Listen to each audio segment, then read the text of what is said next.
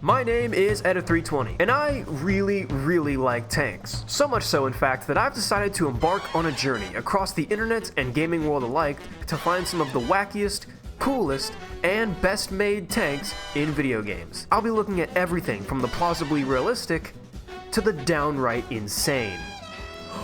No! Oh, no! Oh no, that's the wrong engine.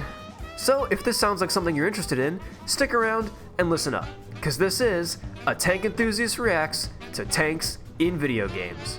On the way! Tank destroyed! That's a Panther down. Panther's up, the Panther's up. Woo! Good fucking job, lad. Holy shit.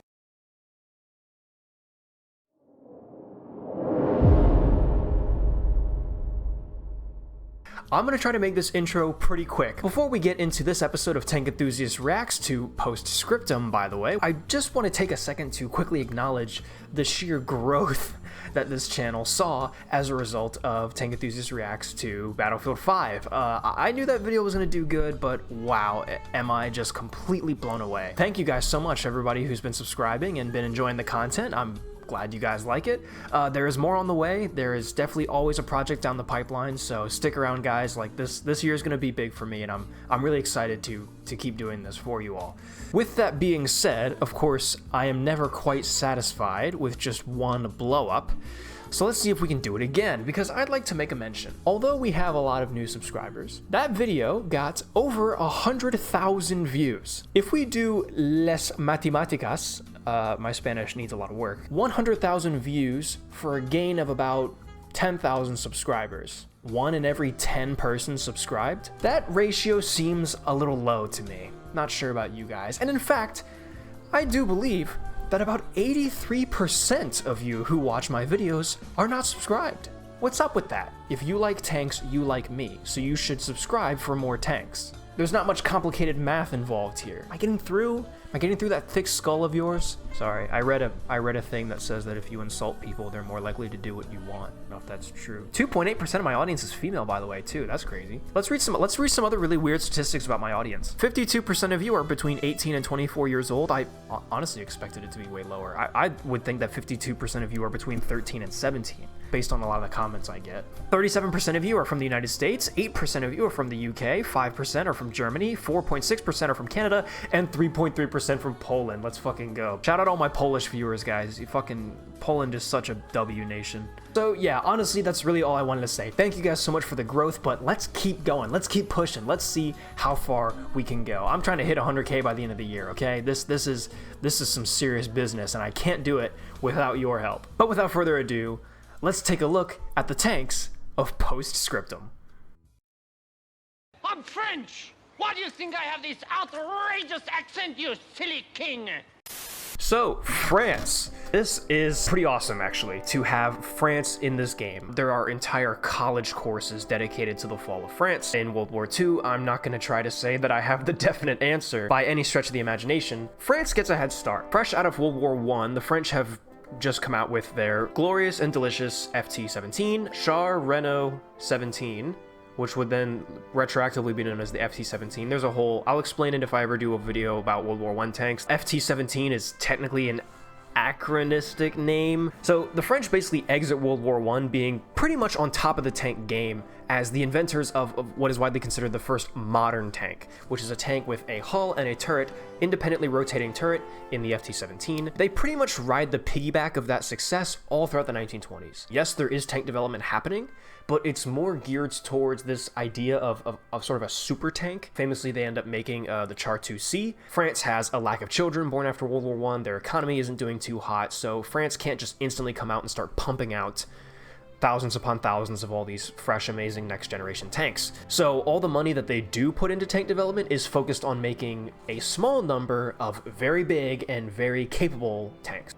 France is very butthurt after World War I about human wave tactics. If any of you out there are World War I geeks can recall that there have been several instances of mutinies, troop dissatisfaction, with the way that French officers ran the war. So the French actually come out of World War I thinking, hey, that actually did kind of suck, and we actually probably don't want to do that again for the next war. So France starts focusing more on overwhelming firepower, but also more specifically this idea of combined arms warfare, but more so in conjunction with artillery. So tanks were grouped into that. When the French start saying in the interwar period, we want less human wave tactics, and we want more of the next war, the next generation, the next war being fought with overwhelming firepower.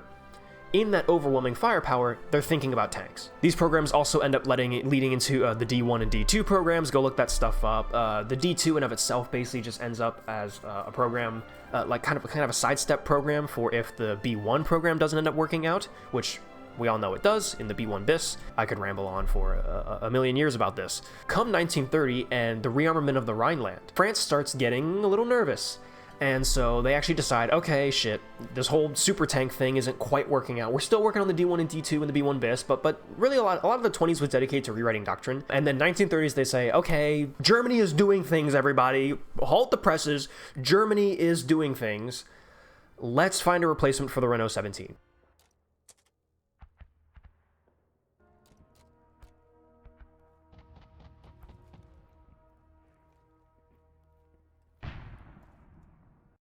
So firstly, we have the R35, also known as the Renault 35. I guess in the game, for some reason, they seem to call it the Renault R35. That's an unnecessary lengthening of the terms. R in R35 stands for Renault. Can you guess what year it was developed? Fun fact, 1935. Wow, that's crazy. The French government was sort of dragging its feet on finding a replacement for the FT. It's actually Hotchkiss ends up getting basically bored of waiting, and Hotchkiss starts its own program to build a new tank to replace the FT-17. Actually ends up resulting in the H-35, which if the R-35 is Renault 1935, what do you think the H-35 is? Any guessers?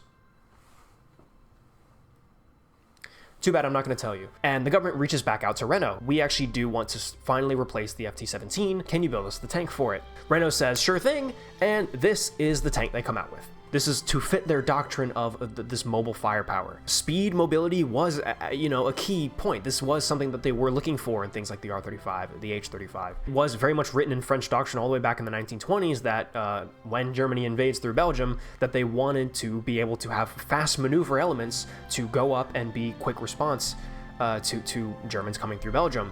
And tanks like the R-35, H-35 were developed with this in mind. Now, of course, all being relative. The French can say that they want this fast, medium, very capable tank, but what they end up building here in the R-35 is not something I would ever want to be caught fighting in. So the R-35 ends up as a two-man tank with a one-man turret and a 37mm cannon. And this 37mm is not like a German 37 or an American 37. It is a French 37. It's an old surplus gun from World War I. I mean, we're talking maybe 30mm of penetration at a good couple hundred meters. It was certainly one of the guns of all time. Let's just say that. So the gun ends up being weak. Casting technology is very much in its early stages. So although this is a three-piece cast hull, it's not quite as strong as it should have been or could have been. Requirements change. Factories can't quite keep up with the production. Not enough parts are coming in. We actually need these vehicles now because something's about to go down. The stress that puts on the economy, on the industry, and on the military is very tangible. So unfortunately, while a lot of these tanks are more sound on paper and they work within the doctrine, they don't really end up being developed to the extent that they could have. So tanks like the R-35 were done very much on the cheap. I mean, if you look at the interiors of these things, you're talking not even a seat. One-man turret that they have, that commander, loader, gunner, and radio operator, which is, talk about an overworked commander, he doesn't even have a seat in that turret for him to sit on. There are two hooks on either side of the turret ring for you to hook into a leather sling that you can sit on like a swing set, while that tank is bumbling around and you're trying to load shells into the tube. You're trying to, especially if you're a platoon commander, you're trying to look out for other tanks in your platoon and you're trying to direct them, trying to aim the gun yourself, trying to tell your own driver where to take the tank, possibly trying to coordinate with infantry around you. I mean, it's a complete nightmare. And even the turret was the APXR turret, which is developed and used on the Hotchkiss design as well. So there is a lot of standardization. There is a lot of, let's take a turret from another tank, let's take suspension from another tank. I think the suspension bogies on the R-35 were also taken from one of the cavalry tanks on the AMR 35 tanks. So there is a lot of, let's standardize and let's try to reuse parts. The problem is that it's all fine and dandy to be reusing turrets on different tanks, but reusing one-man turrets, pros and cons to that, let's just say.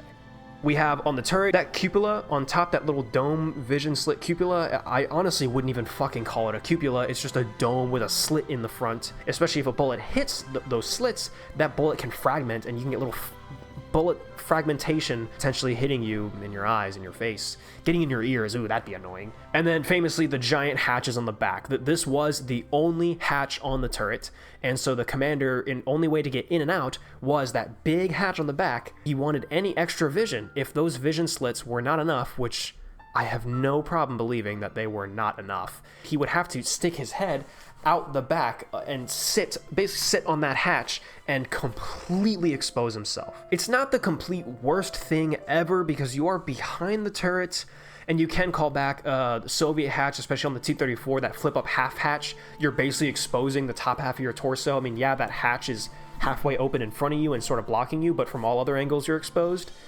Much the same way. But I do think that is probably the worst version of that I have seen. And we can go into the X-ray view. Look at that. That is completely, I mean, look at you. You are completely fucked in there. And this even has the commander sitting somewhere. No seats. You are most likely standing up in that turret the whole time.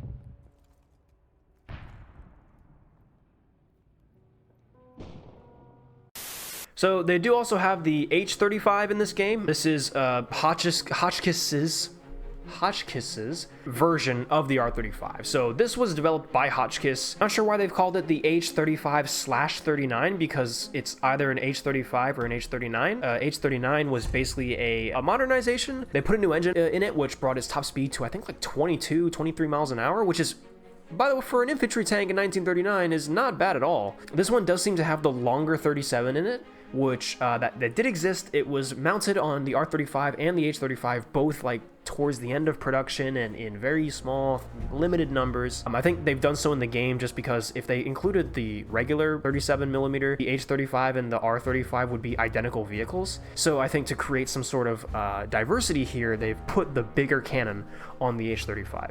Although the R-35 was, I do believe the R-35 was generally liked better, and the R-35 was accepted into service, they did still end up bringing the H-35/39 into service anyways, just for the numerical reasons, and just because, oh well, if you're already making the tanks, then you might as well.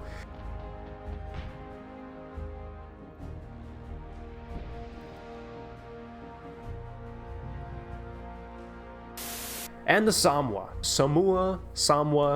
whatever you want to call it.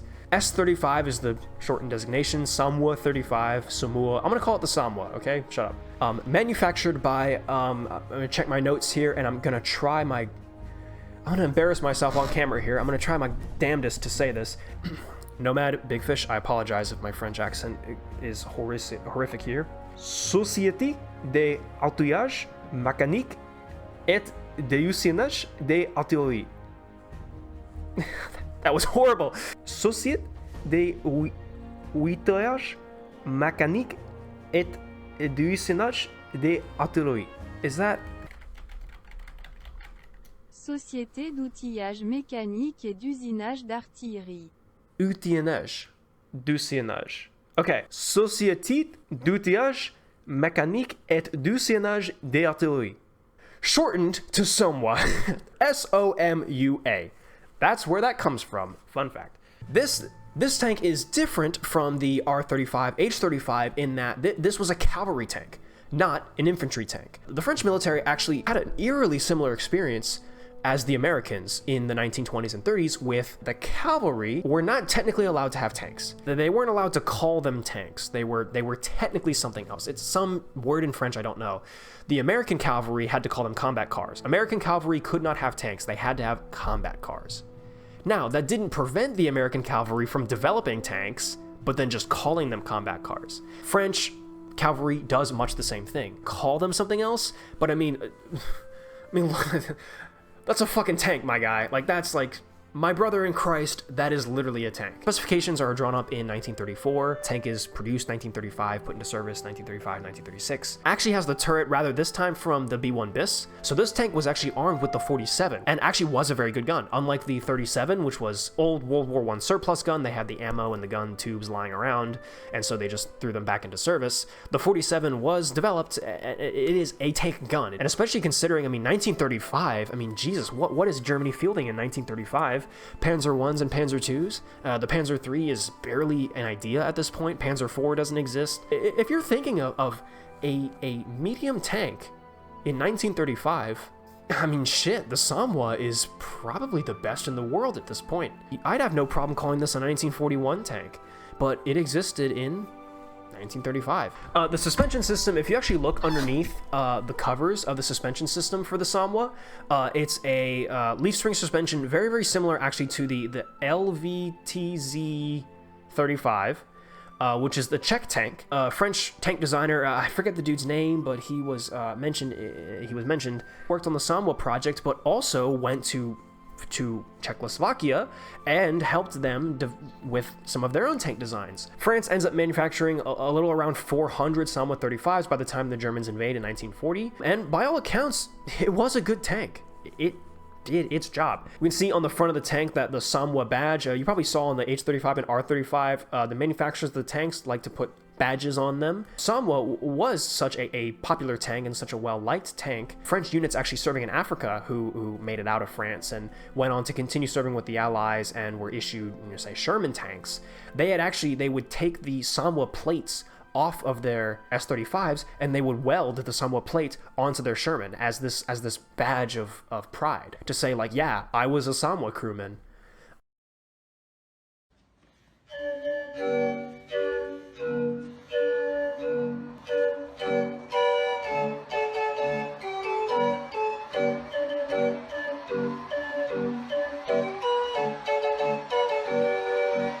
So we also have the Germans, and they have, I think, probably the most extensive selection of tanks. I'm not going to try to cheap you all out like I did the Battlefield 5 video. I'm not going to try to cover all of them because, first of all, we covered most of them already, but also because it would just, that's a 3-hour long video. So the first tank we're going to look at here is the Panzer 38T. And before we look at this tank, I would like to give a quick apology for the Battlefield 5 video for the fact that I lied to all of you and said that I had covered all tanks.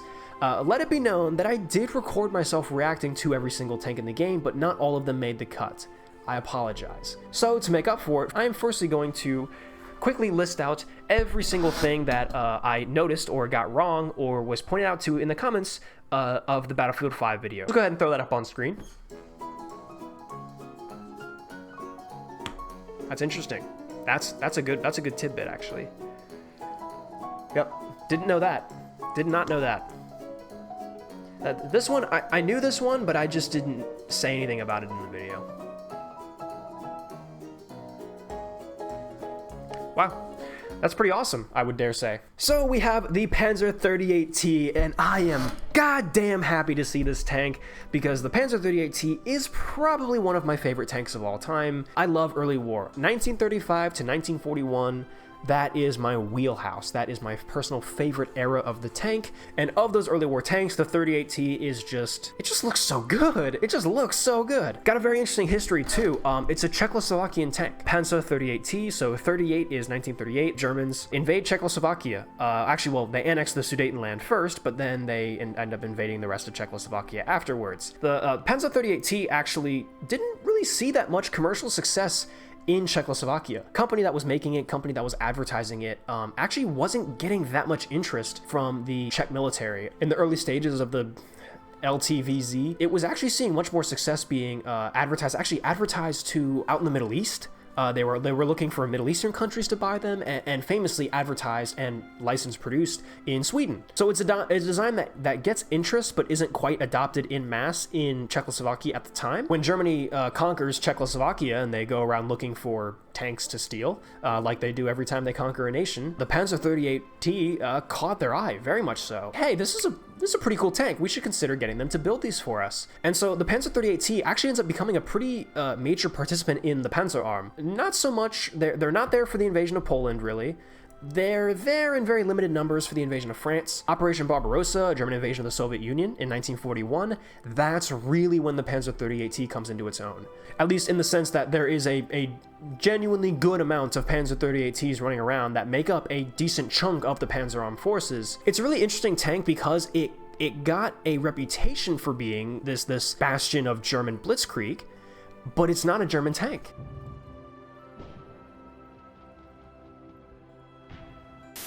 And the Panzer II.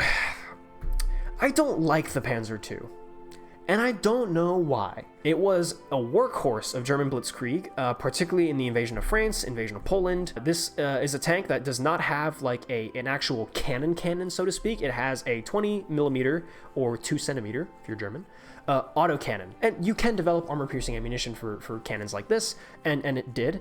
And a cannon like this could penetrate something like, you know, very definitely a tank like a BT, definitely a tank like a T-26, definitely something like a 7TP, definitely something like an R-35 or an H-35, particularly, especially if you're flanking, if you're hitting from the sides, if you're hitting the turret, or I mean even tracks, you know, shoot for the tracks, shoot for the engines. The Panzer II was capable. It could kill tanks. Now, was it the best at killing tanks? No, there's so many other fucking tanks out there that were good for killing tanks. I think because it's an autocannon, I just have some kind of stigma against it.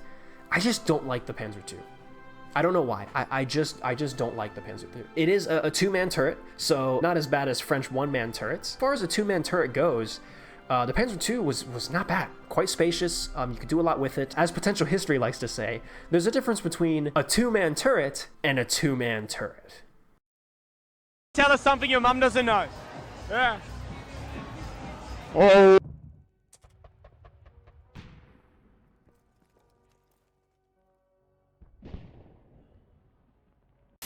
Now we can get back into Britain. Cromwell, this is a cool tank. I like the Cromwell a lot. Put out in 1944, so definitely a late war tank, and you know, it doesn't look like it. If you're thinking 1944, you know, the Germans are coming out with their heavies, Russia's in full swing with the IS-2. This is very much a cruiser tank. So I described before in the previous video, the infantry tanks and cruiser tanks. In the British Army, they kind of had like a World War I style of thinking about their tanks, sort of, that they just kind of adapt into World War II, which is infantry tanks are the very slow, very heavily armored tanks that are there to stick with the infantry, blow out trenches, do all that fun stuff, work with the infantry. Cruiser tanks are the super fast exploitation vehicles. Once that hole has been punched in a theoretical trench line, then the cruiser tanks go in afterwards and do marauding behind enemy lines. Doctrine that is essentially born out of the Whippet tank in World War I, with all of its little hijinks. The cruiser tanks, like the Cromwell, this thing was fast, and most of it is in part to the engine that it used, Meteor engine. The Meteor was basically just the Merlin, the plane engine. Yoinks the turbo off it and then put it into a ground roll as a tank engine. And actually, as a result of that, that also meant that maintenance on these tanks was not half bad. You could use spare parts from the Merlin airplane engines in the tank engine roll. In terms of all that, you know, logistical stuff that we all like to talk about here in the tank world, the Cromwell actually was great. Suspension is of the Christie variety. Walter J. Christie is a character who I have a little bit of a hard-on for. He is just a silly, silly character in the tank world, and he is everywhere. No matter where you are, no matter where you go, in tank history, Walter J. Christie will always come up. He is an omniscient being. And so the turret here, I've made a point before in a different video about how the British riveted a lot of their tanks during World War II. A lot of British tanks in the early and mid-war were riveted, even though riveted tanks really shouldn't have been happening anymore by this point. Enter the Cromwell, a tank from 1944 with what seems to be a riveted turret. It is riveting, sort of. The way the Cromwell turret is essentially built is they got the basic box shape, and then they bolted the armor plates to that basic box shape from the inside, and those bolts would go through the whole thing. Those bolts would then be threaded at the end. So you thread on nuts onto the outside of that bolt and then weld that in place. So that's what you're seeing here. Cromwell doesn't actually have big fuck off rivets per se. They are nuts that were screwed onto bolts and then welded in place from the outside. So that's really why the Cromwell has such an iconic, again, sort of riveted look. It could, I guess, technically be considered a form of riveting, I guess. I don't know. I don't really work in a heavy industrial factory of any kind. Cromwell is a tank. I think British tanks are often overlooked. And, I think the Cromwell is one that deserves more.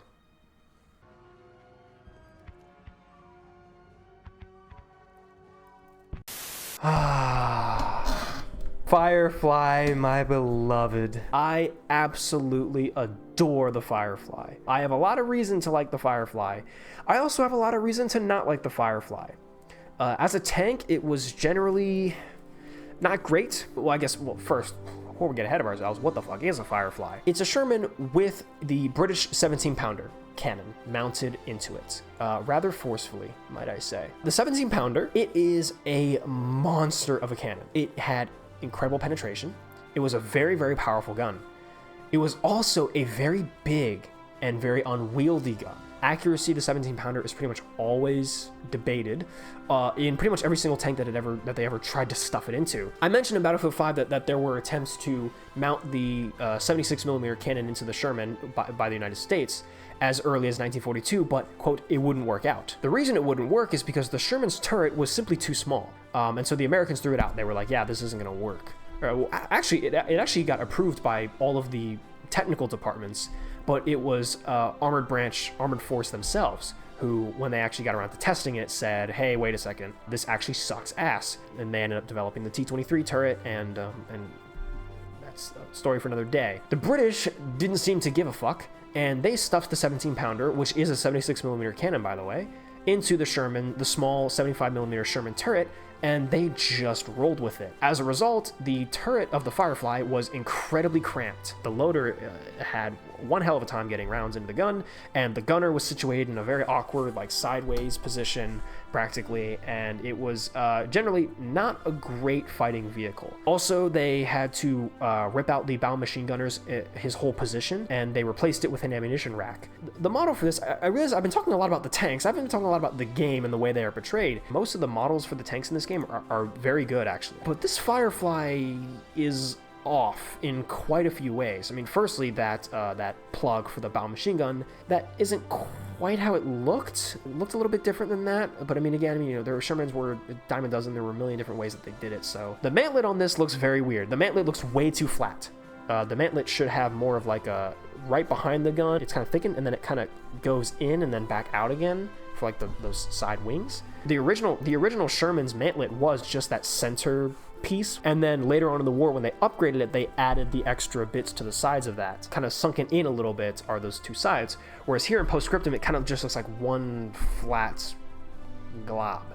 Seems like they got most of the other modifications that were made to this correct. You can see on the roof of the turret, they have this weirdly positioned square loader's hatch. Firefly was built on the chassis of M4A4 Shermans, mostly. There were Fireflies built on regular M4s, composite M4s, and the M4A4 Shermans, manufactured by Chrysler, were not produced for a sufficiently long enough time to see the loader's hatch that was installed on later models of the early Sherman turret. Trust me, I know, it gets very confusing. So without a loader's hatch, the British were understandably quite confused. They would install their own loader's hatch here.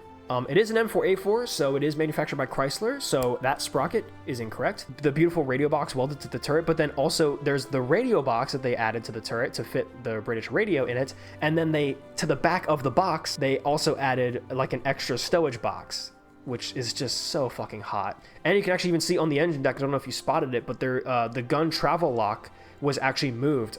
Most Shermans, the gun travel lock would have been right on the front plate, but on the Firefly, the gun was so large, they put it there on the back of the engine deck, and that's another way you can tell if something is a true original Firefly. Bow machine gun being covered up, and I literally, within the moment of the first time I said it, and now I forgot what it's called, the gun holder flippy-uppy thing.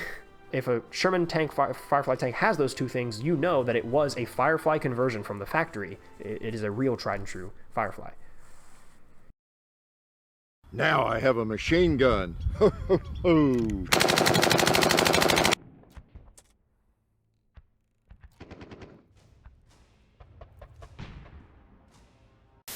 The M10, American tank destroyer in World War II. I could go on a whole rant about American tank destroyer doctrine, but I'll kind of give you the cut and dry. Firstly, this was a stopgap vehicle. America wanted the M18. However, the M18 went through a bit of a production nightmare, and it was essentially the chassis of the M4A2 Sherman with the diesel engine Sherman with a new hull and a new turret, and housing the 3-inch 76mm gun. It has the exact same mechanics as the M4A2, same suspension, same engine, same transmission. I actually have the operations technical manual for the M4A2 Sherman, and it doubles as the operational technical manual for the M10 tank destroyer. Other than, of course, the M10 having a totally different gun, totally different ammunition, totally different hull configuration. It was an open-top vehicle. American tank destroyers were open-topped. This was done to allow visibility. Tank destroyers in American doctrine were meant to be used specifically in the defensive, so allowing your tank crew to have more view, more ability to spot the enemy first on an attack, was very advantageous. Fantastic interior view we can see here. Of course, you know, below the turret rang down into the hull is just a complete void, which is pretty funny, but at least we can see the actual interior of the turret itself, and you can see the gun mechanism in there, the 76, and all the ammunition racks on the back there. That would have been definitely the ready rack. There definitely would have been more ammunition stowed down in the hull below the turret. And you can even see they put great detail into the modeling here with all the different shells. They got all the right markings for that stuff too, which looks really, really nice. And they do also have the M18 in this game. So yeah, the M18 is the actual tank that America wanted. It has their tank destroyer. Bread and butter, purpose-built for American doctrine. It's fast, it was lightly armored, it had a great gun, great visibility. The M18 was originally designed to be able to take either the Ford GAA or the Continental Radial. So the engine deck actually was developed with both engine uses being in mind. Had an automatic transmission and had duplicated driver controls. So if you lost your main driver's position, the passenger seat has duplicated steering wheel, gas pedal, driver controls. The M10 was more heavily armored, so American tank destroyer crews who previously served on M10s but then were given M18s as replacements, were not fond of the M18. They really didn't like it. The M18 was very unpopular with the crews, actually. It wasn't as tall, so the crews didn't quite have that up above everyone else field of view. And then also having way thinner armor, the crews felt less safe. I've heard a story of a unit in Italy that mutinied. They literally revolted against their battalion because they didn't want M18s. They refused to give up their M10s.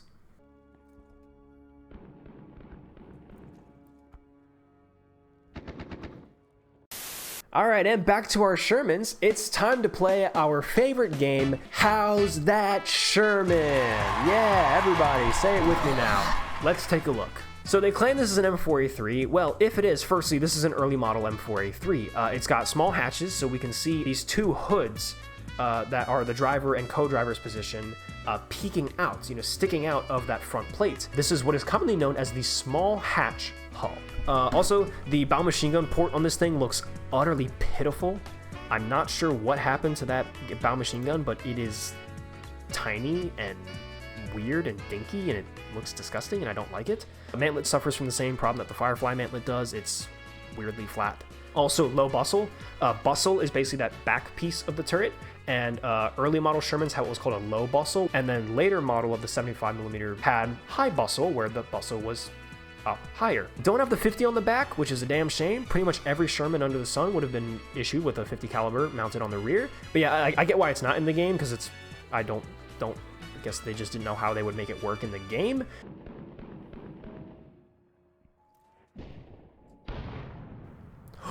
No! Oh, no! Oh, no, that's the wrong engine. Oh, they put the M4A2 engine deck on here. That's the one piece of the Sherman that tells you what model it is. That is the one thing. They have quite literally modeled the wrong Sherman. It still has the M4A3 exhaust too. It's an M4A3 in every way except for the engine deck. Yeah, that's horrible. That's cursed. That Sherman is cursed. That's a horrible Sherman.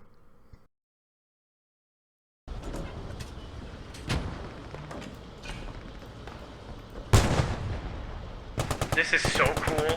This is so cool. Hold your horses. So, the gameplay of Postscriptum. It's quite a different game from Battlefield 5, what we had just covered and it's actually one of the reasons why I wanted to cover Postscriptum next. Very much focused on teamwork, squad level tactics, communicating between squads, and coordinating your efforts to capture points and win the game. Alright, tank is pushing north from the first destroy point, moving to the second destroy point on grid ref G5. The armor, if you can, on Driver hold once we're clear. Hold. there's an MG in that building. If you can start lobbing HE and suppressing it, that'd be great. Copy that. Alright, yeah, tank, start pushing up. Squad 1, just so I can confirm, it's that building that is caked in smoke, right? Yes. Gunner, just start hitting that building with HE. Suppress There's no while we're friendlies in pushing there, around. it's all enemies. Just fucking saturate it. By far the biggest difference to Postscriptum and Battlefield 5 and other arcadey tank games is that these tanks actually require multiple people to crew. I love games that do this. Even if it's just two-man tanks, I still love that. I think one of the most exciting things of a tank is that teamwork that's required in just its sheer operation. It also means that tanks have much slower reaction times. If the communication of the crew genuinely isn't good, then the tank isn't efficient. And I love the controlled chaos of being in a tank crew and shouting orders to different people or taking orders from your commander and working together, meshing together as a team. That kind of thing, when done properly and when done correctly, is extremely satisfying. Loading! Up! On the way!